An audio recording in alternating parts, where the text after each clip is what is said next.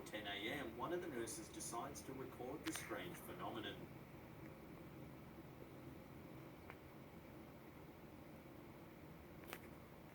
Exactly 1 minute later, the hands of the clock suddenly stop their movement, landing on the correct time.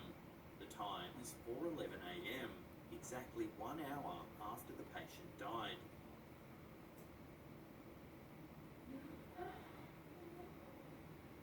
The device is a simple battery-operated analog clock, so it's unlikely that an electrical problem could have caused the bizarre movements.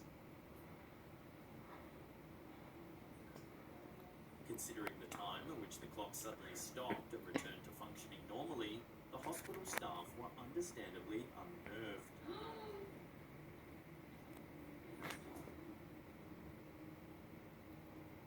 Before we get to that number one spot and take a look at footage of a poltergeist haunting Islamabad's international airport, remember to hit that subscribe button and tickle that little bell icon there.